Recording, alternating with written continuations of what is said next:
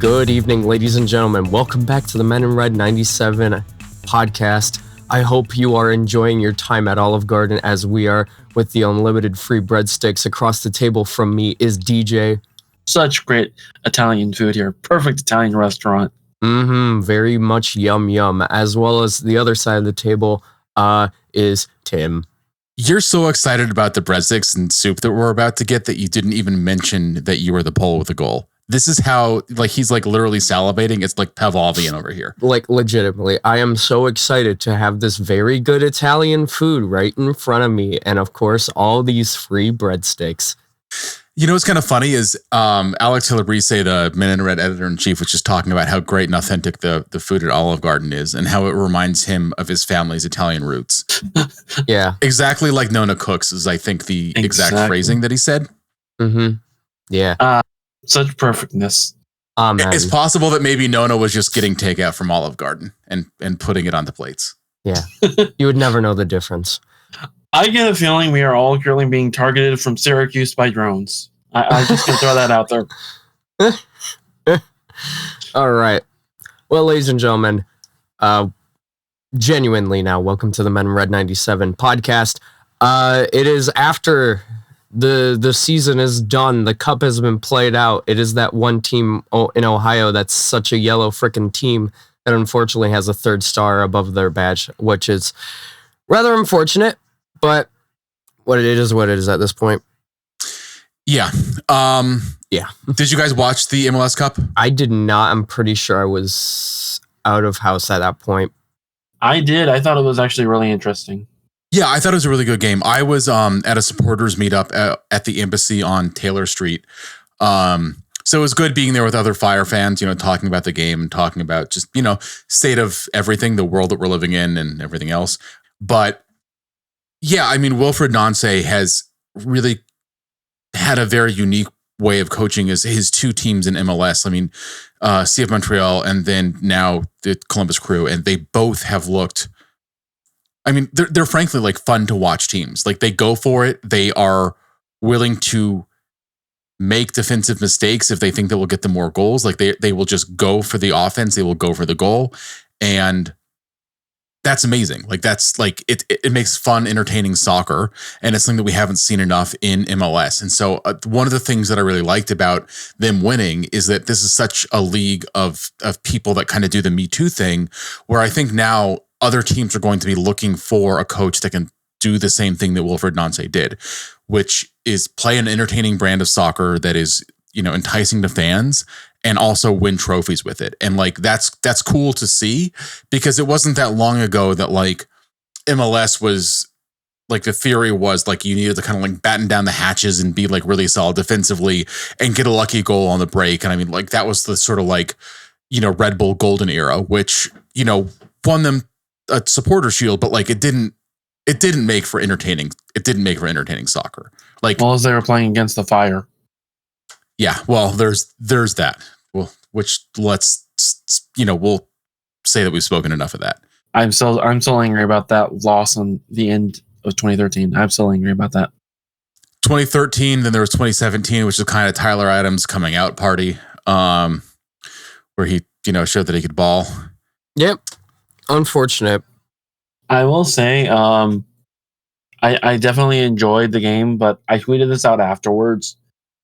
You can tell one thing too with Columbus, they have a ton of experience. They have, I think, 8 MLS Cups total.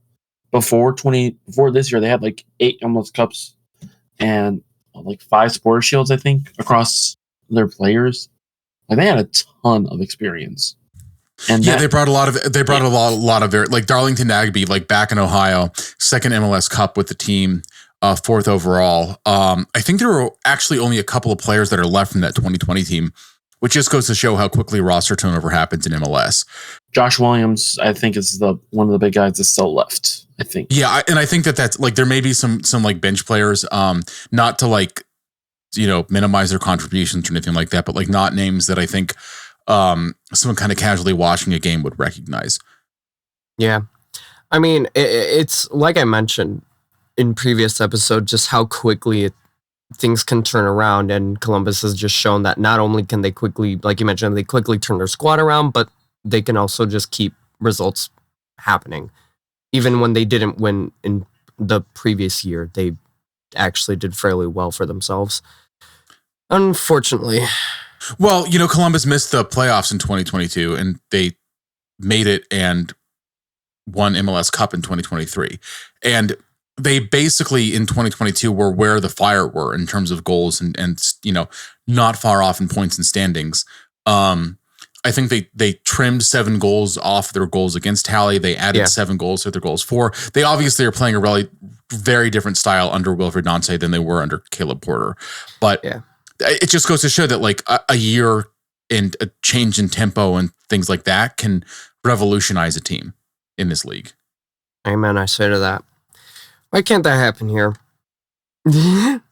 Well, I mean, I think the argument is that there's no reason realistically that it can't. Like I said, like they trimmed 7 goals off of their goals against. They added 7 goals for. Like that can be enough. I mean, mathematically, depending on exactly what you're working with, like that can be the swing that gets you an additional 25, like 24, 30 points in this league. And that is the difference between being out of the playoffs to being a Supporters Shield contender. Like, I don't think that that's what's going to happen with the Fire next year, but the margins in this league are not as large as they feel like they are at certain points, right? Like the Fire do not need to be content with blowing 2-goal leads and having no answers off of set pieces and stuff like that. So like, this is a broader discussion, but I think, as much as I think a lot of Fire fans hate to see Columbus win anything, let alone MLS Cup, I think it is kind of an example of how quickly things can turn around in this league. It's an example of how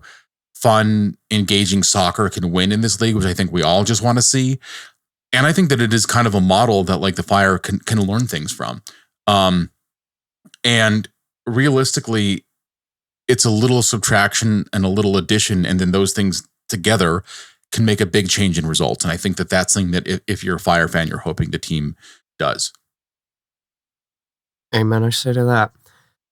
So, off-season is well and truly underway, and the Fire have made some little deals, maybe not little for some of us, in the back. One of them being finally a kit sponsor. We went we went the entirety of last season without a kit sponsor, just nice and blank fronts on the kits. We officially now have Carvana as the front of kit partner for they say multi-year, so it's going to be for a few years as it looks of it. The club officially stated on the 12th that they have agreed for, like I said, multi-year agreement, naming Carvana the official online auto retailer and the presenting partner of the Chicago Fire Football Club regular season. Will become the front of kit partner, with its logo appearing across all Chicago Fire first team, next pro, academy, so on and so forth. I mean, when I saw the pictures of the kit, at first I was like, okay.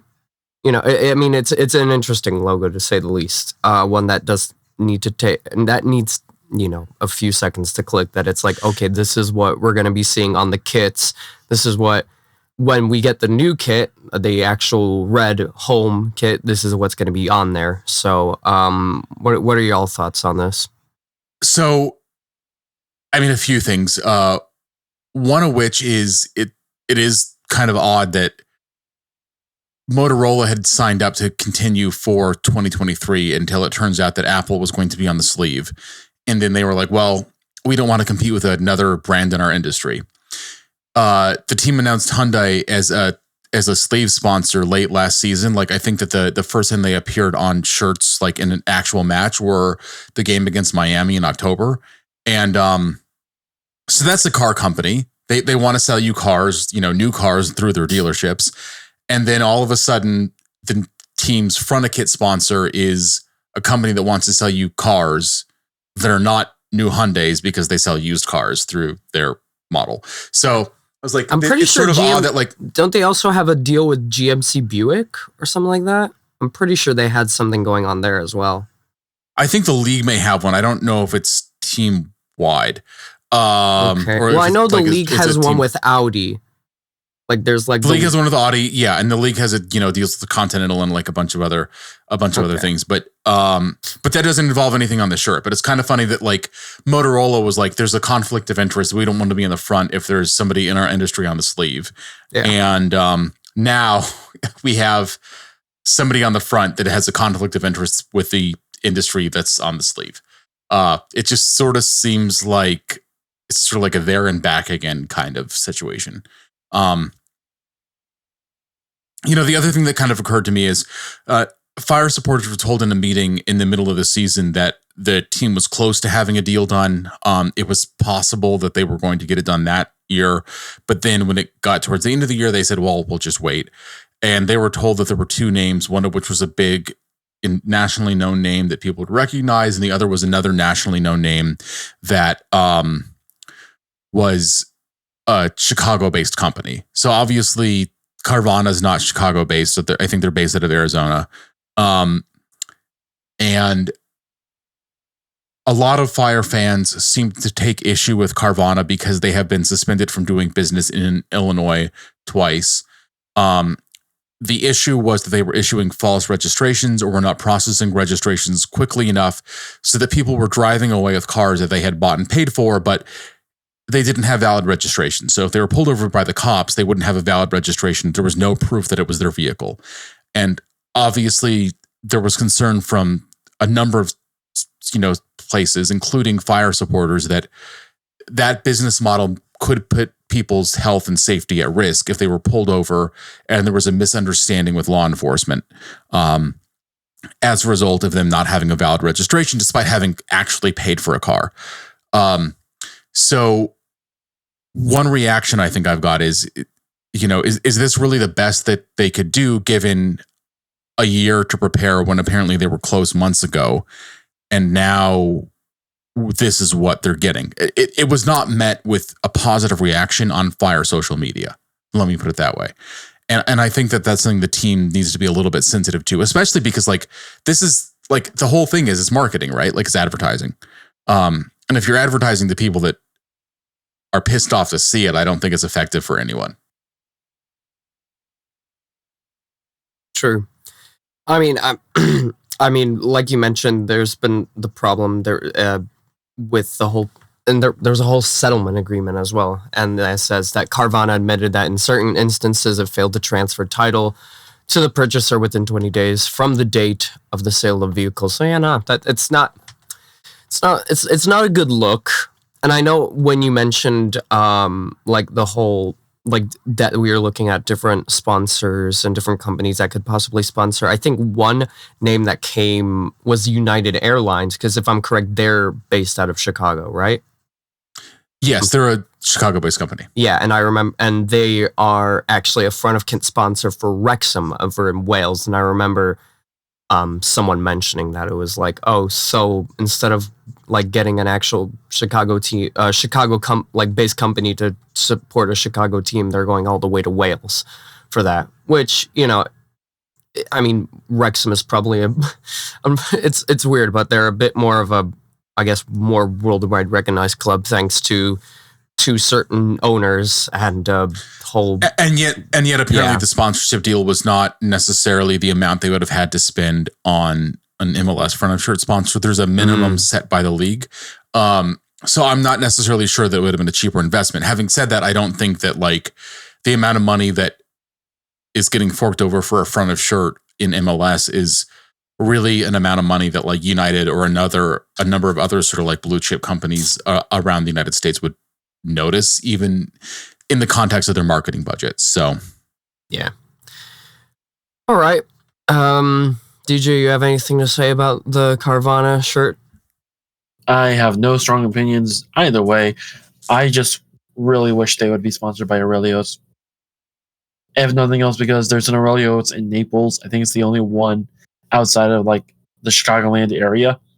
And that gives me a good excuse to go down there. So the more relevant question is, where is the nearest Harold's Chicken? Hang on, let me. Because I know that I think that there's one that opened up somewhere in the like Phoenix area. And that makes me think like if you're opening up in Phoenix, you're probably opening up for like, like Sunbirds, like retirees from, Chicago.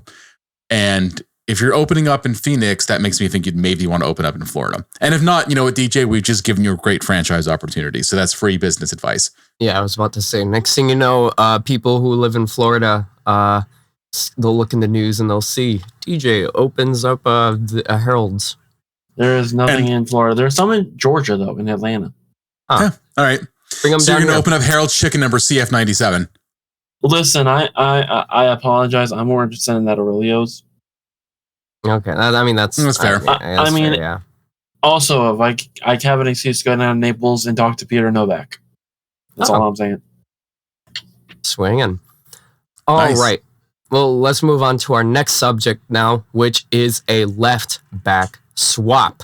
Our own Alex Calabrese, the guy that really loves Olive Garden so much, the most out of anyone in Men in Red. He just loves Olive Garden so much. I hope you guys can appreciate how much he loves our Olive Garden. He was this the is, first by the one. way, when we find out that Alex does not actually listen to the podcast. Yeah, no, this is our test. He was the first one to break on the story that Andrew Gutman has returned to the club where he made his start in the academy in swap for one Miguel Angel Navarro. So Miguel Navarro, who has made 104 appearances for Chicago across all competitions. He had 11 assists.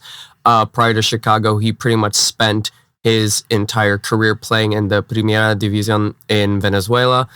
The Fire do retain 50% sell-on fee, so if Colorado end up selling Miguel on forward, we get retained 50% of that, if I'm correct? Correct. Only if it's in international sales. So if it's within MLS, that's not the case. The Fire, part of the reason that he was initially brought on was they believed he was a prospect that could make it to Europe.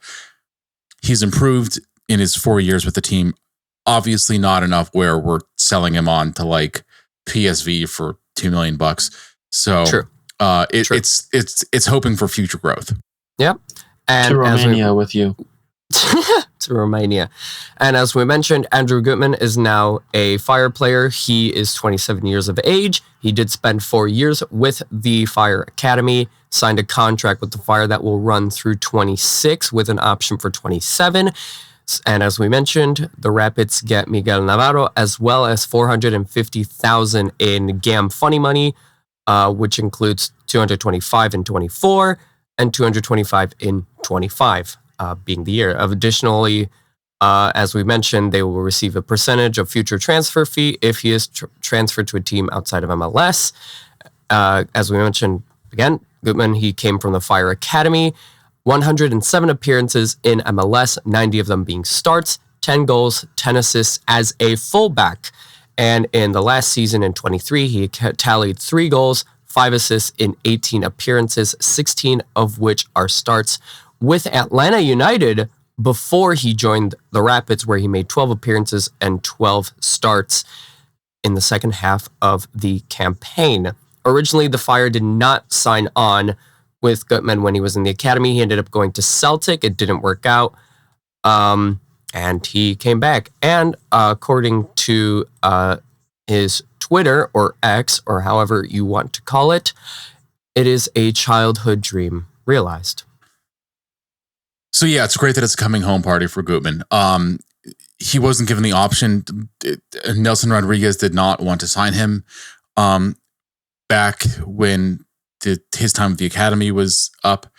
He ended up going to Celtic. Did not last there very long, but I mean, you can't really blame a guy for going to a club that could give him a realistic shot at playing, Champions League football.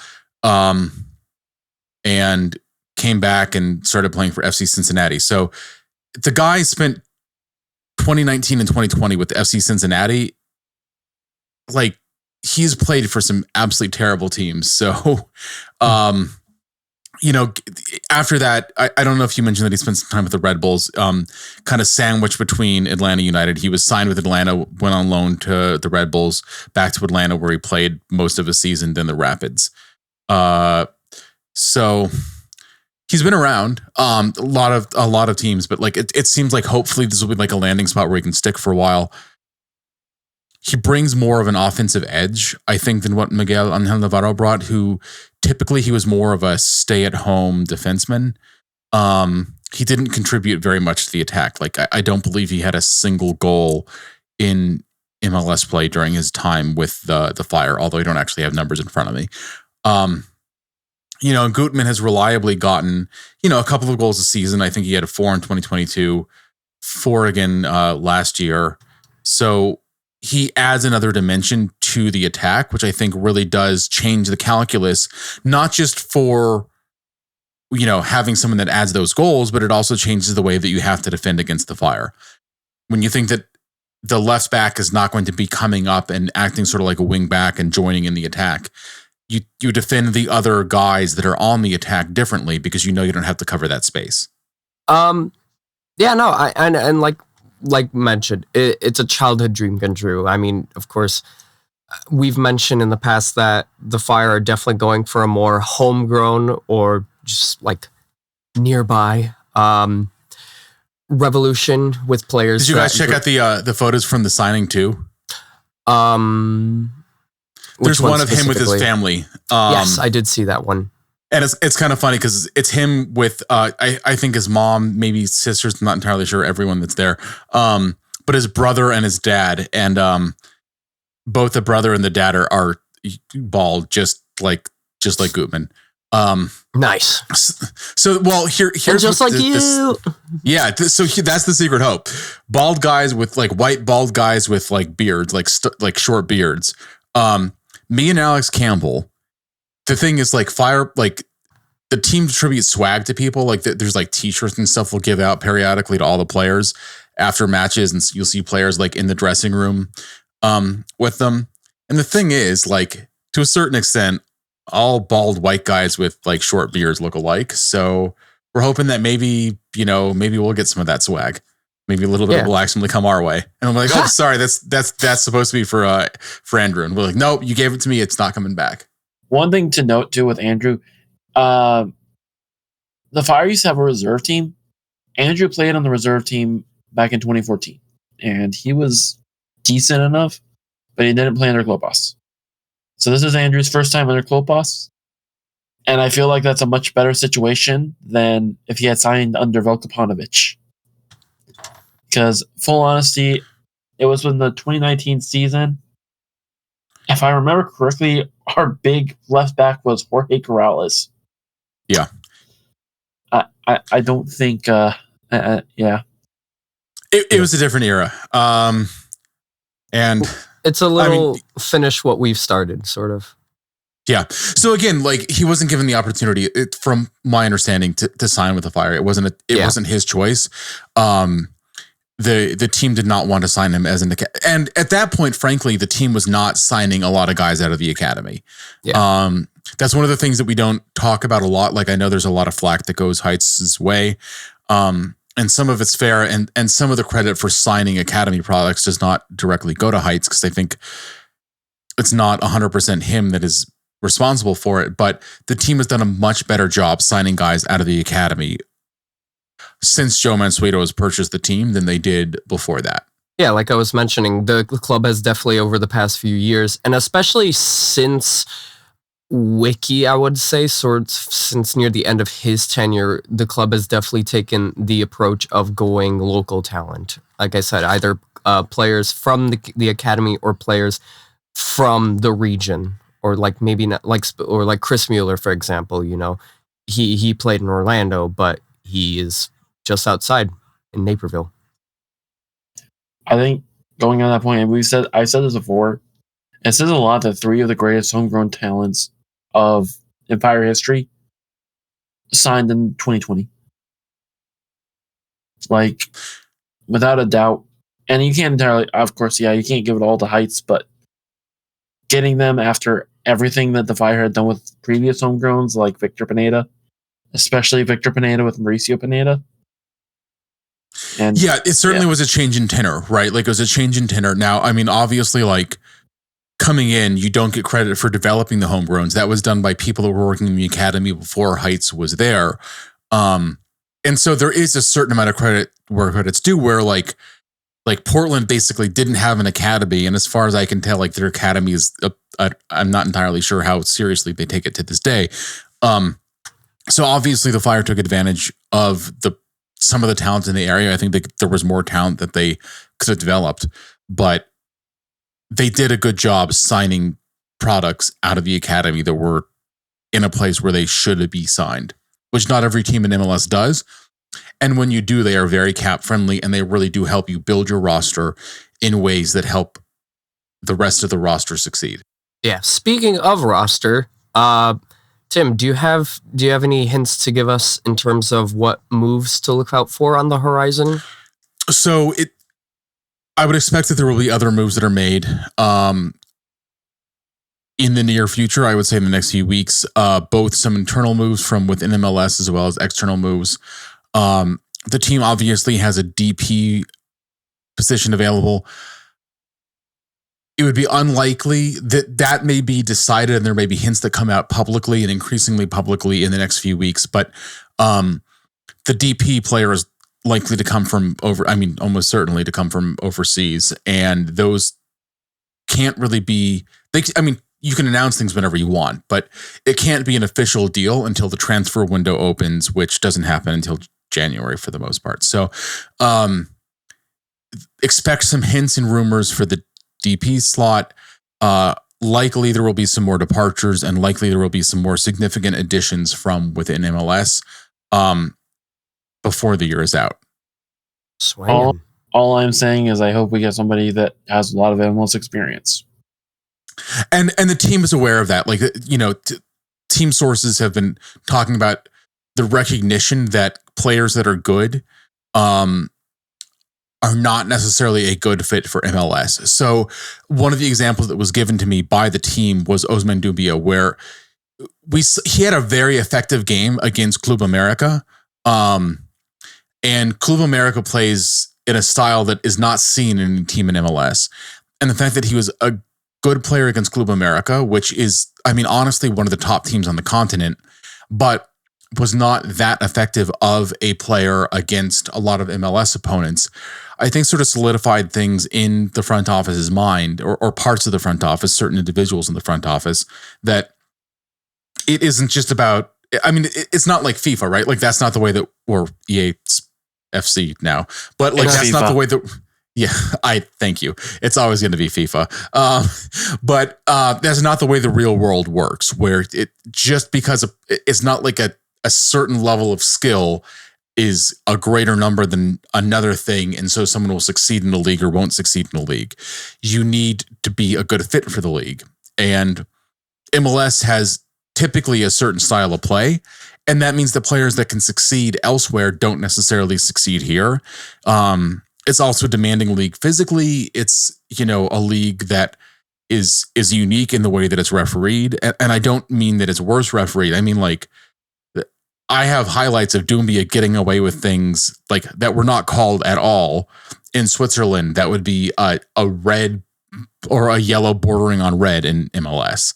And so it's finding fits to that. And the easiest way to find someone that fits in the league is find someone that's already fit in the league. And I think that that's kind of occurred to the team finally. Amen. I say to that. And I'm pretty sure that's something I said, like mentioned previously. I think that's something I'm saying too much on this episode. Near the end of the wiki tenure, of rather than focusing so much on past players, focus on players outside of MLS, like focus like getting people within MLS, people with experience. So, the league had a meeting. Apparently, last Wednesday, the League Board of Governors, they had their meeting, as well as the Product Strategy Committee on Thursday. Tim, you want to dive into that one? So yeah, the Board of Governors meets typically in the week after MLS Cup every year. They kind of decide like larger high level things.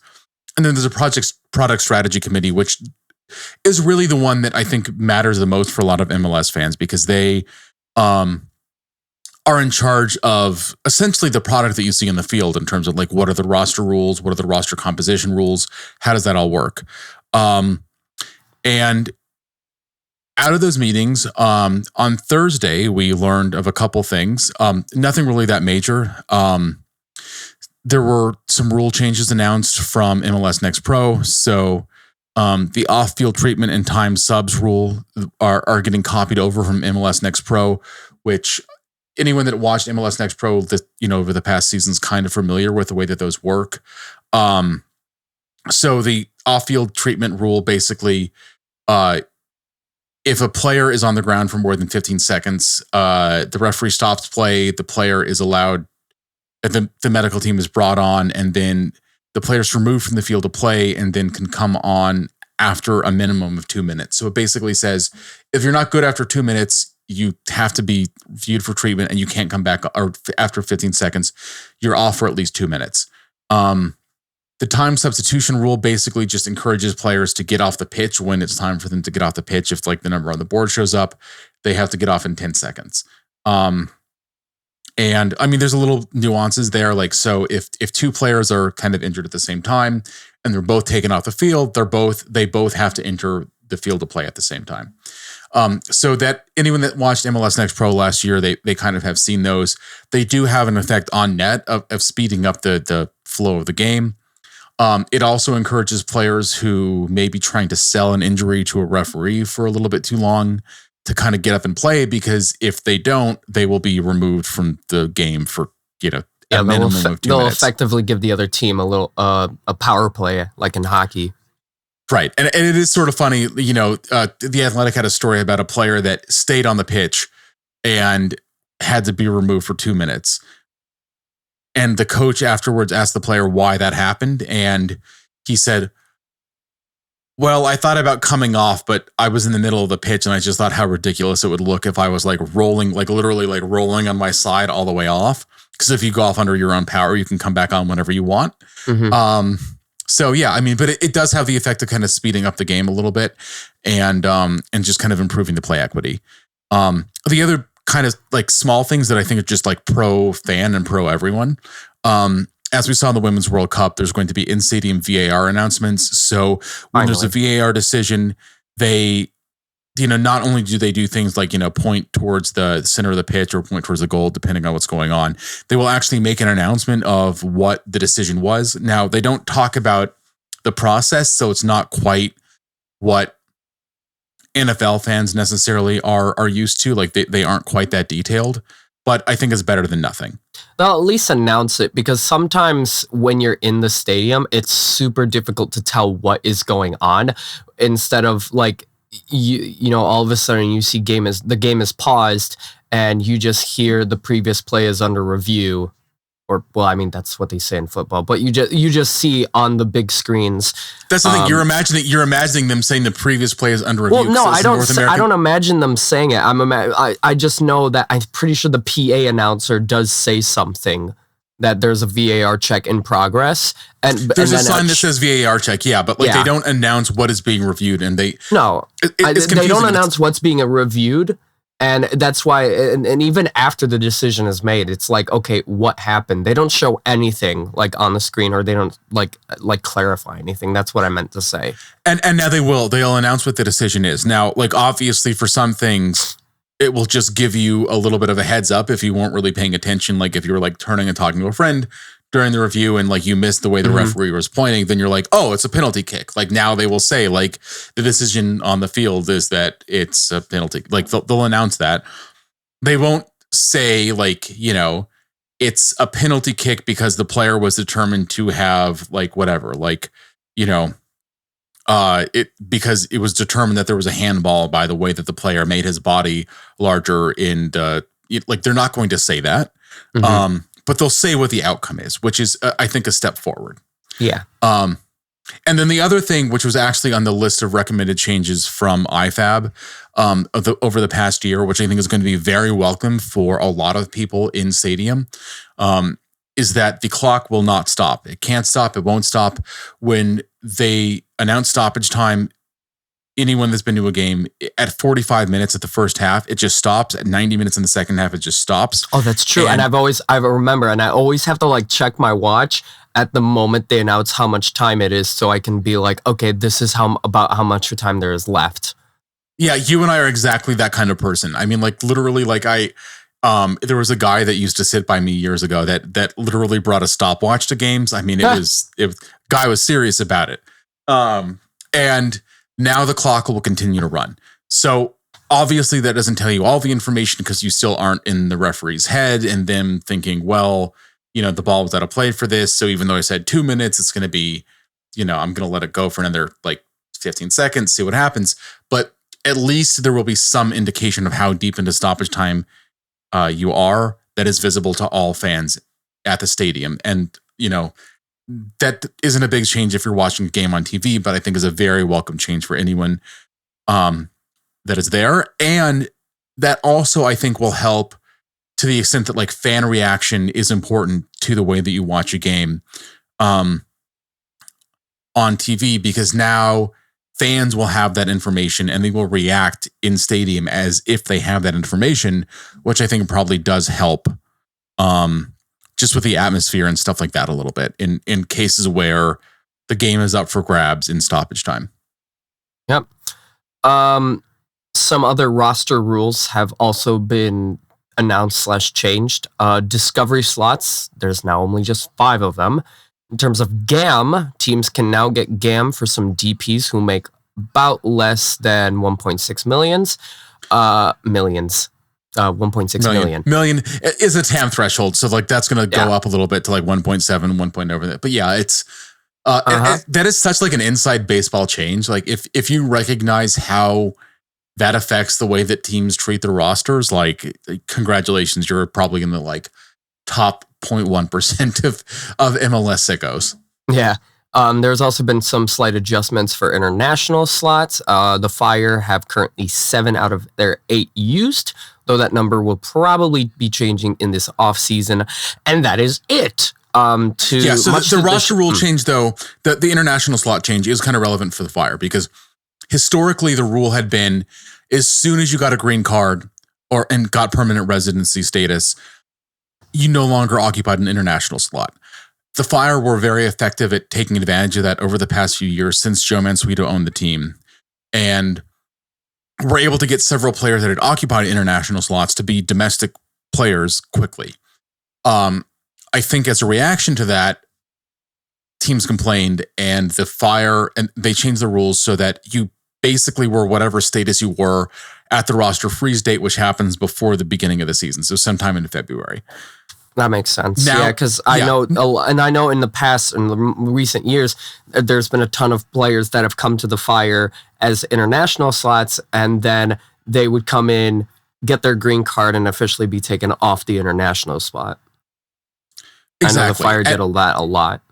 Yeah, but then it had to be by the beginning of the year, and now that's changing back a little bit, where if a player has established permanent residency or has had their visa interview, they can be taken off it as long as it happens by basically like the summer transfer window. So it's moving a little bit more towards the direction that it was prior to the recent rule change. And assuming that the Fire haven't forgotten who they were calling, like the immigration lawyers they were speaking to talk about visa clearances, which I don't think they have, that probably does help the Fire a little bit more than it helps some other teams. It's minor, but it's a small advantage and every small advantage helps.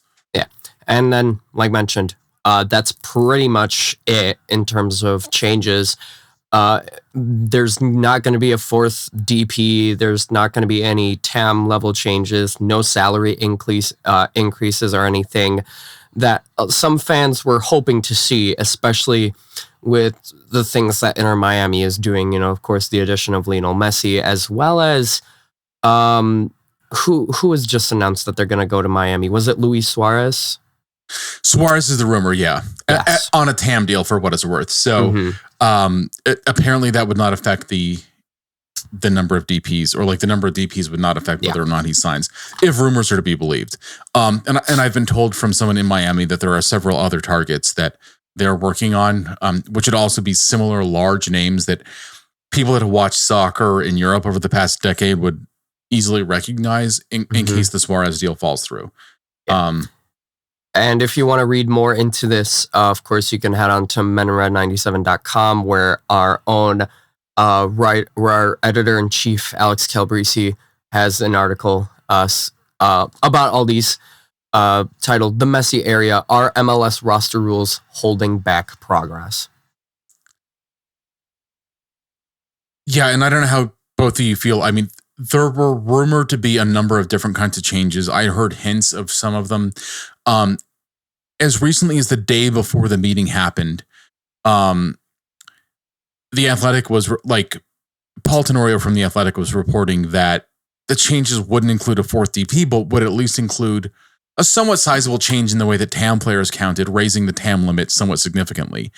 And then that just didn't happen. I think to the surprise of pretty much everyone. And there were quotes from The Athletic that if you want to read Paul Tenorio's coverage of it, I think it's fantastic. But essentially, the league did not want to make any changes whatsoever to roster rules as a result of Messi. And there's a quote from FC Dallas chairman and owner, who also is in charge of the product strategy, or one of the co-chairs of the product strategy committee, along with Greg Kerfoot from Vancouver, basically saying that they needed more time to evaluate Messi's impact in the league, which Messi is here 2.5 years. He's been here half a year. The changes that they were evaluating, they're not going to make a mid-year change. So they're going to be a year and a half in. They're going to be most of the way through Messi's time in the league before anything changes. So it just seems like the time to change was now, if it was going to change. And when the league had an opportunity to sort of like seize the moment, they just decided to sort of pass. Yeah. I mean, I'm personally, I wouldn't say that I'm like bummed out or anything. I was hoping we'd see maybe a bit more done. But I mean, I guess, Messi's only been here for half a year, so I guess. But at the same time, that Copa America is happening in the United States this next year. The Club World Cup is happening in the United States the year after that, and the World Cup the year after that. Like there's not going to be a better time to try to make Major League Soccer relevant in this country in a huge way. Not that it's not relevant now, but in a certain extent, it isn't that relevant. I mean, NBC is paying more to broadcast Premier League games in the United States alone. And if you do it as a per match calculation, they're paying nearly 3 times what Apple TV is paying for MLS. And the MLS rights are worldwide. And MLS has to pay for the production of those games, the video cameras, the video crews, like the rest of it. Whereas NBC takes a lot of that on. And if there was a time that was going to change, that MLS was going to try to strike and make a move and make things happen in such a way that we would have a league that would compete with the Premier League for viewers, it would be now. And I think it was the league just decided to pass. Yeah, I mean, you mentioned. I mean, there's just so much soccer going to happen in the United States with the World Cup and then Copa America, and then, if I'm correct, there's another tournament that's probably going to happen. The Club World Cup is happening in 2025. The Club World Cup, but if I'm also correct, I'm pretty sure the next Women's World Cup can also happen, shared between U.S. and Mexico, if I read correctly. Yes, they submitted a bid for 2027, so that's the year after. Now, I wouldn't think that the Women's World Cup would have a significant impact on the way that the men's game was viewed the same way. I would think that it's a giant moment for the NWSL, and the NWSL, I think, is really at a crossroads too, just like MLS has been. Yeah. All right. And then, of course, I know there's a big piece of news that everyone has been talking about in recent times, and that is about the U.S. Open Cup. DJ, can you lead us on about what happened to the U.S. Open Cup? So MLS is not going to be in it anymore, or at least for this year. They are not going to be participating with their first teams. They are going to be sending their second teams, which for everybody but DC United is their MLS Next Pro side. It's a very, very, very, very, very weird decision, but one that was also extremely expected. I know Tim said something about having sources that they weren't shocked by the news. They basically, and more I think about, the more I remember back earlier this year, Don Garber even said like the Open Cup has problems. He said the Open Cup has problems, but that's different than, to be honest, when you said, I was surprised by the news. I didn't even know it was on the agenda. And the decision was apparently made at the Board of Governors meeting, which happened on Wednesday. The announcement was made on Friday at exactly 5 p.m. Eastern, which is traditionally the time that you dump news that you don't want people to really care about. Yeah. I mean, it's a bummer. It's a huge bummer that no cup competition is perfect, really. No competition in general really is perfect. And I mean, it's a heck of a long one. 1914 is like when the tournament first started. So it's been going on for a heck of a long while. And all of a sudden, for teams, especially like the Fire, that this tournament is very important in terms of history, is all of a sudden one that we're not going to participate in fully, technically, because Fire 2 is still going to be there, but it's like, it's not really the Fire same. 2 is a separate team in terms of like the way that it's licensed, the terms of its participation. Like it's not, it isn't the same organization to a certain extent. Like obviously there's DNA share between them, but and the announcement, by the way, like according to US soccer sources that I have, MLS had said, according to a spokesperson, that negotiations had been ongoing since August. The information that I had was that they hadn't actually come close to saying, we've decided that we will not be participating. And so that took them by surprise. Obviously, sponsors who are paying for advertising and stuff like that at the Open Cup, it would be like if the NCAA announced that they were not going to have Division I teams at March Madness. And so you weren't going to get any of the teams that you were used to winning the competition or in the Final Four, but still expecting them to pay the same amount. And like, obviously, if you're an advertiser, you'd be, pretty upset about that. Yeah. And of course, a lot of people are, honestly, me included, are saying that the reason why they did this is to basically push Leagues Cup more. The new tournament that's between MLS clubs and Liga MX clubs. Right. And it's the only example of a club tournament that I know of where, I guess the other example, the only one, is the NWSL Challenge Cup, but where a club competition is paused to have a separate tournament. It just doesn't happen. Or the recent NBA no, I'm lying. In-season tournament, the NBA in-season tournament, sure, yeah. Like that's the other example, right? Like that's the closest comparison. That's not happening in soccer though. And there was never a club competition, like a domestic cup of basketball in the United States that worked the same way that the US Open Cup did. It's like frankly just shocking. And Men in Red has an official statement that we put out on social media. I was just about to say there's an official statement on social media. So if you just put in MIR 97, you will see it. And so in general, as an organization, we're not in favor of the change. I think a lot of us have very fond memories of the US Open Cup, of meeting supporters and fans from other teams and other leagues. There's people that I still talk to from lower leagues that I know from some of those matches.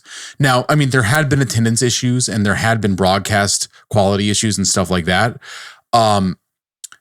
Major League Soccer complained about those, as you indicated, but the U.S. Soccer Federation had actually kind of started a marketing team to try to come up with ways to increase the amount of support for the competition and therefore the quality of broadcast and stuff like that to be brought to it, to be in place for 2024. So I think that this came as a major shock for them. Yeah. I mean, the only sort of thing I can, the argument for I can see is just for some teams that play in even more competitions having even more, just games on their plate. Like one example was LAFC, who played in CONCACAF. They played in, what was it called, the Championes Cup and something like that. And they had over 50 something games in one regular season. They had 53 games, and they would have had 50 games if the US Open Cup didn't exist. So they still would have had 50 games. True. And the other thing is, a lot of, in terms of there is a legitimate argument to be made about schedule congestion and stuff like that. The problem is that the Fire and a lot of other teams, and the Fire made it out of the group stage in the Leagues Cup, but they only made it one game out of the group stage in the Leagues Cup. And then they had a several week-long break.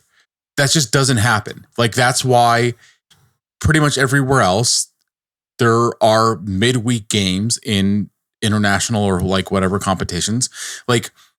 Anyone that's watched the Champions League, that's the way the group stage works. That's the way that most of the tournament works. And that's just the way that it is. It's how the ball rolls. But that's not the way League Cups works. So now there's this very forced long break, and it's very odd to simultaneously give half the teams or more in the league a several week enforced break, while at the same time you're complaining. Has nothing to do with an international window or anything else. Mm-hmm. While at the same time complaining about schedule congestion. It just seems incredibly cynical. And, obviously sports is a business and we can respect that. But one of the things that's important about sports as a business is that you have to be responsive to your customers. And it seems like the diehard customers are reacting against this, which is good to see.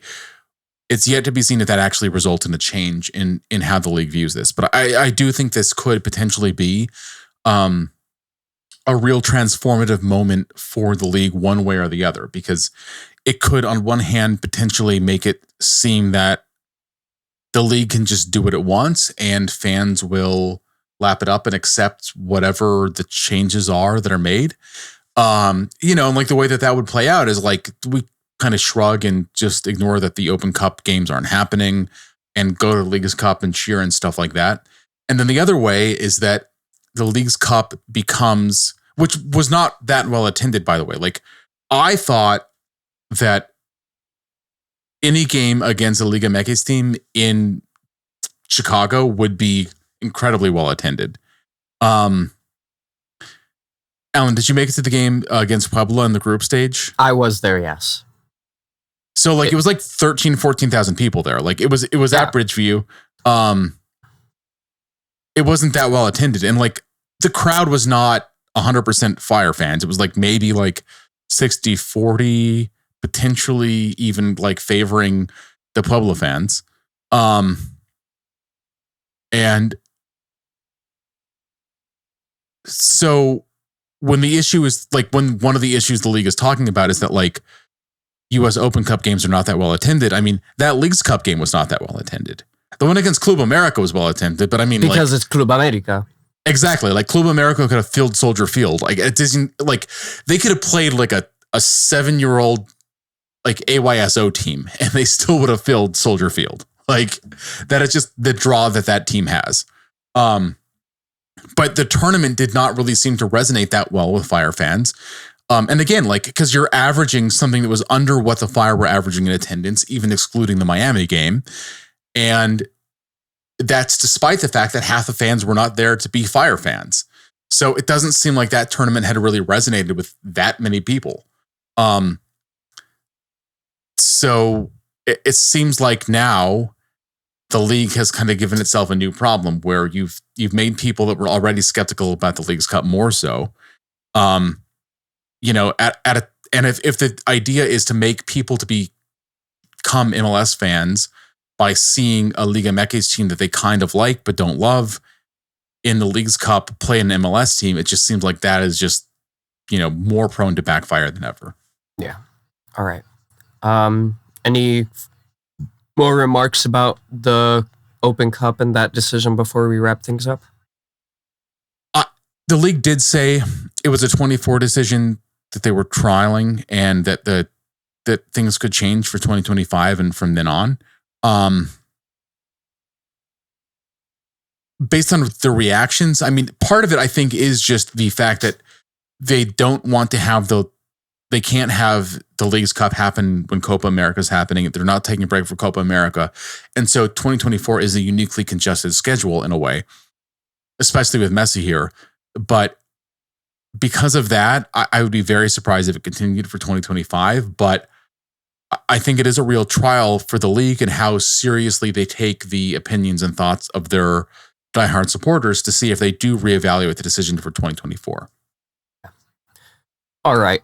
Just to quickly wrap up with some little itty bitty bits of news. Of course, by the time this episode comes out, or maybe even just a bit past, it's going to be the Super Draft on Tuesday. The Fire, which has the 6th overall pick. There's a few eligible players from the Fire Academy, including Nathan Crockford, who's a goalkeeper for Wisconsin, Brian Dowd, goalkeeper for Notre Dame, Sidney Paris, attacking midfielder from Wake Forest. So that's going to happen. We'll see what the Fire does.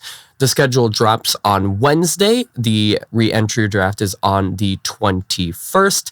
And also one last little bit of thing, which was that we have a chief marketing officer in Dan Moriarty, who recently served as vice president of marketing with the Bulls, where he was responsible for leading a newly formed team, bringing together the brand, marketing, digital product, performance marketing, and basketball programming teams. So maybe we'll see a continuing uptick in Fire marketing. Honestly, that I've noticed has grown a bit around the city since the Mansueto takeover.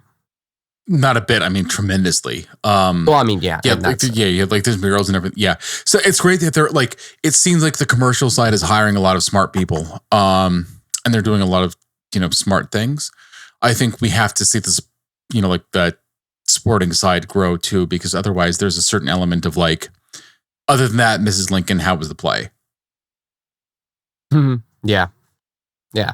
I mean, I remember one of the first instances I saw the bigger branding happening was when I would step off the train at Fullerton, and one of the signs was actually talking about, the Fire being back at Soldier Field, and I would be greeted by Robert Barrich. And of course, this was unfortunately prior to COVID-19. So, yeah. Yeah. Truly unfortunate. All right.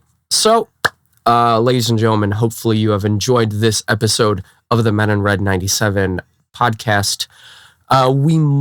This is probably the last time before Christmas where we make an episode. So if you celebrate Christmas, Merry Christmas. If you celebrate Hanukkah, Happy Hanukkah. If you don't celebrate either of those things, Happy Holidays. And if you just don't like the holidays, then happy shut the hell up. Merry Christmas, you filthy animals. Love I made that joke in an earlier version of the rundown too, so I'm glad that you picked that up, DJ. Yay! I did not notice. I am too high on Dayquil to notice anything right now. Not the Dayquil. Yeah, pretty much everyone on this podcast has been experiencing some kind of an illness over the past couple of days. So I've been experiencing an illness for the past couple of months. This is what happens when you start working in a high school. Which is ironic considering I'm 1,000 miles away from both of them, and they still managed to get me sick. The overlap between the time that you've had a girlfriend and the time that you've been sick is just too high to just completely ignore, though, Alan. Natalie, don't listen to them. Alan, I'm not saying it's your girlfriend. I'm just saying that hamburgers go well with cheeseburgers. Now that I can agree with. All right. The official motto of this podcast. The official Men in Red 97. We think hamburgers and cheeseburgers work well with fries. All right. And Olive Garden is good. And God bless Olive Garden. No, that's not our opinion. That's Alex's opinion. No, that's just Alex. We can agree with it. And I can officially quote Alex saying, God bless Olive Garden and their free breadsticks. All right, lads, do you guys have anything left to say in the holiday spirit for our fans before we depart? I hope you all have enjoyed this podcast. We're all getting killed by Alex next week. So this could be our last. So yeah, we hope that we had a good run. Yeah, you will see the post on X or Twitter. If none of us ever post the social media or anything else ever again, I mean, Alex would probably be the most likely suspect. Alex or Matt, either way, we're getting someone mad at us. Hey, man. All right. Well, our work is done then. All right. Yes. Amen. I say to that. Well, this has been DJ, Tim, and Alan, the Pull with the Goal for the Men in Red 97 podcast. And as always, come on, you Men in Red. Come on, you Men in Red.